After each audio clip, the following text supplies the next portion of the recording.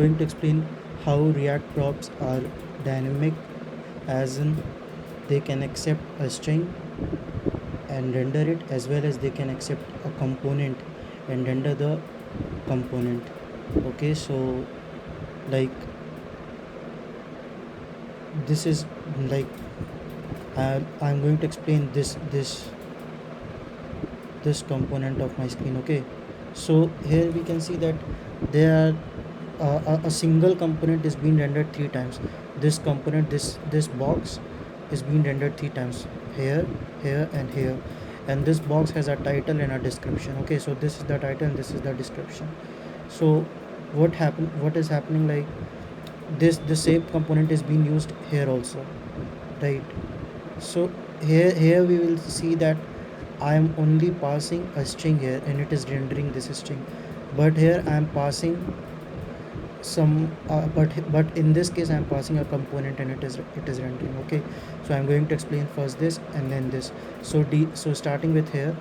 Okay, so this is the last time item. This is the box component. Okay, it receives a title and a description and it renders it into a small box like here. Okay, so I'm calling this component, I'm sending a description. The total order here is, no, not this, yeah. So I'm rendering this component here and I'm sending the description, user last login. This is the date here, you can see 30 November 2021.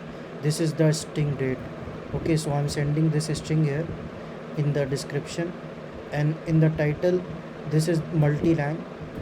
Just uh, we can ignore it and you can just simply understand that this inside the title पिछली बार app खोला will be render. Okay, this small title will be passed in here. Okay, so the title will come here and the description will come here. Container style is very obvious. We can see here we are passing the margin horizontal. So in the last item, time item, we are here rendering this string, this dot props dot title and this dot props dot description.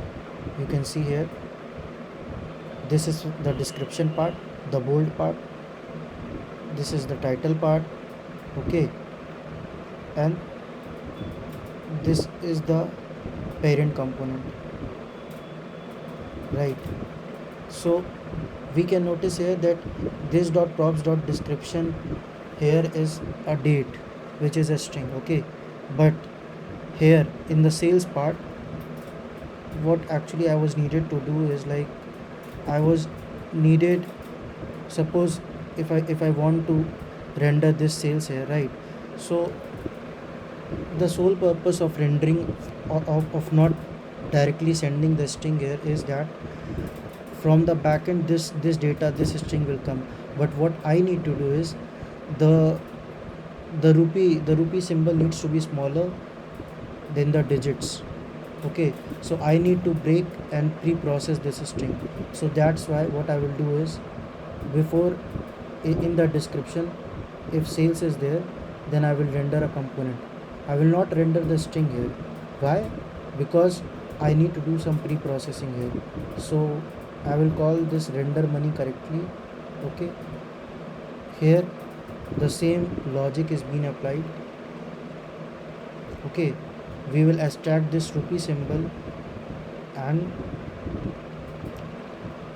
we will render it in a smaller size than the size of the digits.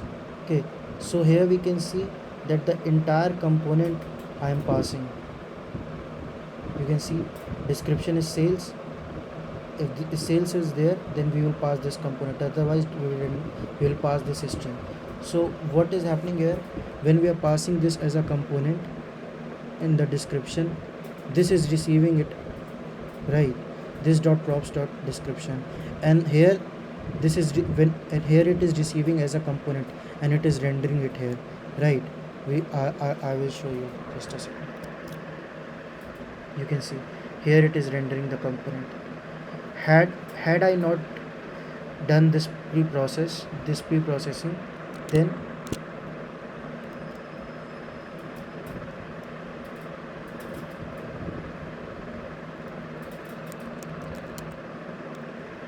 you can see the rupee symbol will increase in its size and will equal to the digit size.